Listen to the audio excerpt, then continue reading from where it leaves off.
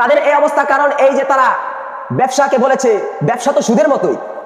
আলহামদুলিল্লাহ আলহামদুলিল্লাহি নাহমাদুহু ওয়া নাস্তাঈনুহু ওয়া নাস্তাগফিরুহু ওয়া নাউযু বিল্লাহি মিন শুরুরি আনফুসিনা ওয়া মিন সাইয়্যাতি আমালিনা মান ইয়াহদিহিল্লাহু ফালা মুদিল্লা লাহু ওয়া মান ইউদ্লিলহু ফালা হাদিয়া লাহু ওয়া নাশহাদু আন্না সাইয়্যিদানা ওয়া সানাদানা ওয়া হাবিবানা ওয়া মাওলানা মুহাম্মদ আরসালাহু বিল হাক্কি বাশীরা ওয়া নাযীরা ওয়া দাঈয়ান ইলাল্লাহি বিইذনিহি ওয়া সিরাজাও ওয়া কমারাম মুনীরা فقد قال الله تعالى في كلامه المجيد وفي فرقانه الحميد أعوذ بالله من الشيطان الرجيم بسم الله الرحمن الرحيم الذين يأكلون الربا لا يقومون إلا كما يقوم الذي يتخبطه الشيطان من المس ذلك بأنهم قالوا إنما البيع مثل الربا وأحل الله البيع وحرم الربا فمن جاءه موعظة من ربه فانتهى فله ما سلف وأمره إلى الله ومن عاد فأولئك أصحاب النار هم فيها خالدون صدق الله العظيم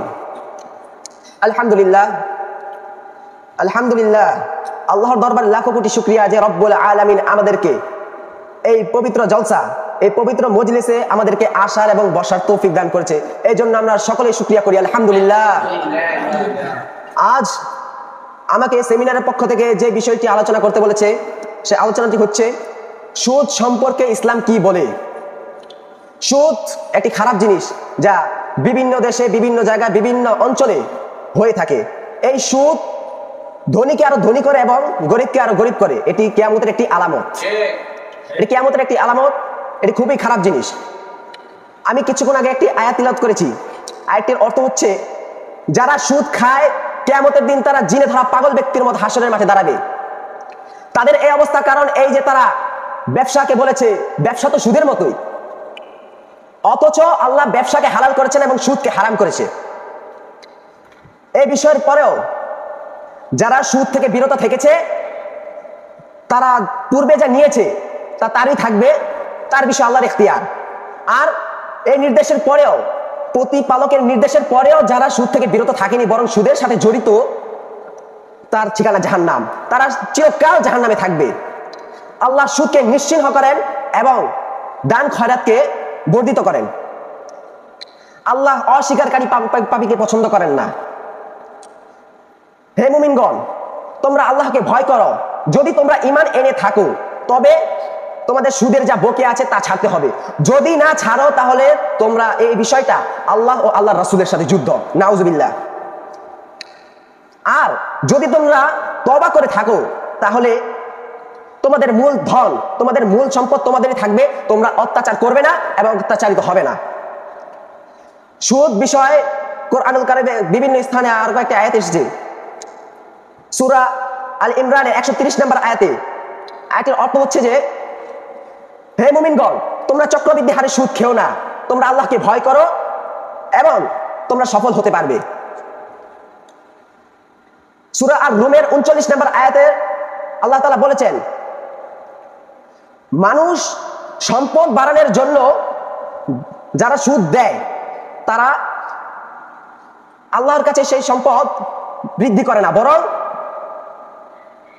আল্লাহর সন্তুষ্টির জন্য যারা যাকাত দেয় তাদের সম্পদ বৃদ্ধি করে। প্রকৃতপক্ষে যাকাত প্রদানকারী সমৃদ্ধ করেন। রাসূলুল্লাহ সাল্লাল্লাহু আলাইহি ওয়াসাল্লাম বলেছেন আমি এমন একটি রাত অতিক্রম করেছি যাদের পেট ঘরের মতো বড় এবং তাদের পেটে সাপ আছে যা বাইরে থেকে দেখা যাচ্ছিল। তো আমি জিব্রাইলকে জিজ্ঞেস করলাম, হে জিব্রাইল, এরা কারা? তো উত্তরে জিব্রাইল বললেন এরা হলো আপনার উম্মতের মধ্যে সুদখোর লোক। তো রাসূলুল্লাহ সাল্লাল্লাহু আলাইহি ওয়াসাল্লাম আরেক হাদিসে বলেছেন আমি চলতে চলতে এক রক্ত নদীর পাড়ে পৌঁছলাম। সেই নদীতে একজন লোক ছিল এবং নদীর পাড়ে আরেকজন লোক ছিল এবং তার হাতে কিছু ছিল পাথর। তো যখন এই নদীর মধ্যে লোকটি পাড়ে উঠতে যায় তখনই ওই পাড়ের লোকটি তার মুখে পাথর ছুঁড়ে মারে এবং তার পূর্বের স্থানে ফিরিয়ে দেয়। তো যতবারই নদীর মধ্যে যে লোকটি পাড়ে উঠতে যায় তো ততবারই ওই নদীর পাড়ের লোকটি তার মুখে পাথর ছুঁড়ে মারে এবং তার পূর্বের স্থানে ফিরিয়ে দেয়। তো রাসূলুল্লাহ সাল্লাল্লাহু আলাইহি ওয়াসাল্লাম জিব্রাইল এবং মিকাইলকে প্রশ্ন করছে, হে জিব্রাইল মিকাইল, এরা কারা? তো এ কে? তো উত্তরে তারা দুজন বলল এরা হলো সুদখোর।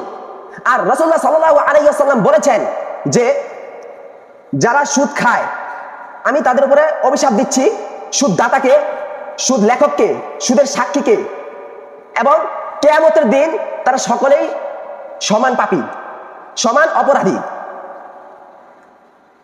তো এই বিষয় থেকে জানা যাচ্ছে যে সুদ খাওয়া হারাম, এবং যারা ব্যবসাকে সুদের সাথে তুলনা দেয় তাদের এই ভয়াবহ অবস্থা হবে। তো আমি আমার বক্তব্য এখানে শেষ করছি। ওয়া আখিরু দাওয়ানা আলহামদুলিল্লাহি রাব্বিল আলামিন।